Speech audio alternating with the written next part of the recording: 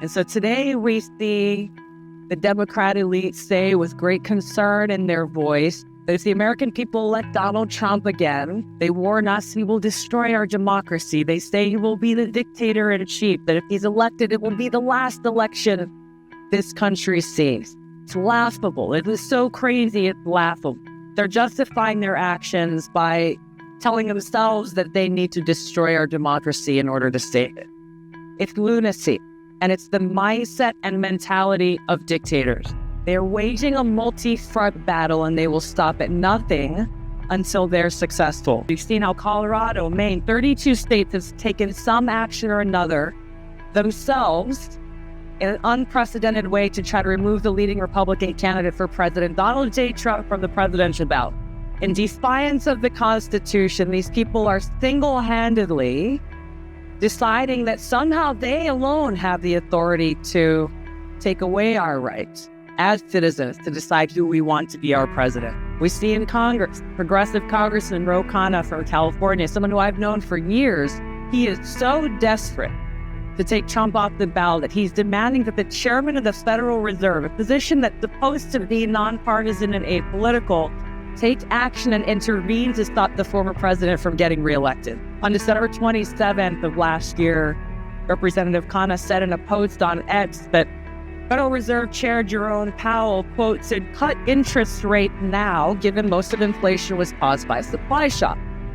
If he doesn't, he may be the person most responsible for the return of Trump. The Democrat elite and their cronies, they're using our criminal justice system to prosecute and distract the Republican presidential candidate in the midst of his campaign. As we know, Donald Trump currently faces 91 charges in 4 criminal cases, 44 on the federal side, 47 on the state side, all felonies. This most recent ruling in New York, the real estate case, charging him a $355 million fine plus nearly $100 million in interest for a business transaction where there was no victim or complaint, where all parties made money. So egregious that even people who are not fans of Donald Trump are standing up and saying this is crazy and criticizing this judge's decision that from the very beginning has been a very clearly politically motivated hit job. This is the truth. They're hoping and doing all that they can convict Donald Trump of some crime, any crime, to try to undermine his support and therefore prevent what they fear most, a second Trump presidency. And there's a reason why they're so afraid of him, because he poses a threat to this establishment where they draw their power from.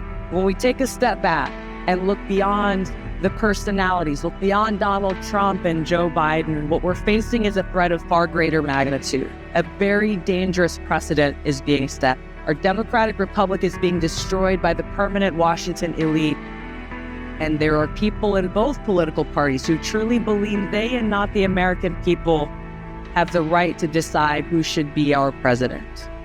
They easily and dangerously dismiss our Constitution, the rule of law, the voices of the American people, anointing themselves as the ones who have the power and justification to make this most important decision. Now, I've only mentioned a few of the many examples. I could write a whole book detailing all that's been done, all that the Democrat elite in Washington establishment have done and are doing to try to destroy Donald Trump and steal our election. As you know very well, President Trump has endured years of attacks. What we're seeing now is a continuation of something that began in 2016, ever since he came down that golden escalator. Now, I've met a lot of strong, tough people in my life.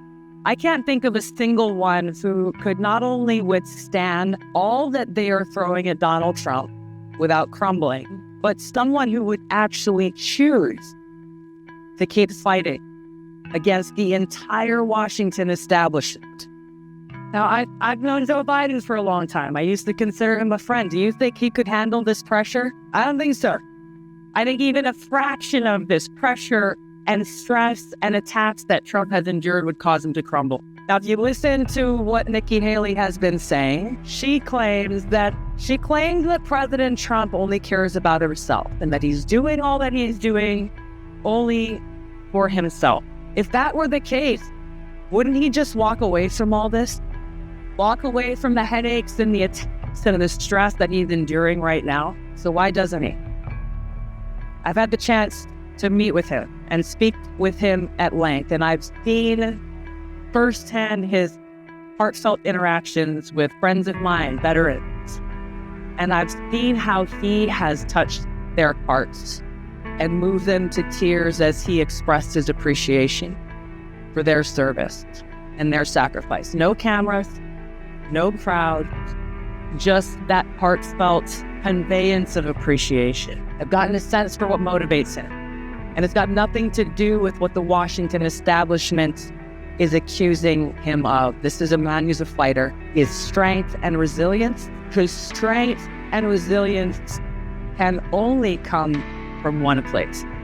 His ability to endure this hardship can only come from one place, and that's a sincere love and concern for the future of our country and his care for the American people. Though we've got a lot of work to do ahead of us, now is the time for us to act motivated by our love of country. We've got to take all the outrage and sadness and fear that we may feel, caused by those in power who have no care or respect for the will of the people. Take all of those feelings and let that motivate us to take action, to find strength in knowing that they are doing what they're doing because they're afraid of us. That just like we see foreign dictators are afraid of democracy, the Democratic leaders are so afraid of a free people and a free society, and the possibility that we, the American people, might make the wrong choice in this election by choosing someone other than that. They are doing all they can through the power of law enforcement, criminal justice, the national security state, doing all that they can to stop us from exercising our freedom. They forget that we, the people, are the ones with the power. But we have to use that power. We cannot allow them to get away with this. Our democracy is under attack, and it's up to us to save it. We have to hold those responsible accountable at the ballot box. We have to send a strong message to leaders in both parties that those who abuse their power and undermine our democracy and our freedom will not be tolerated.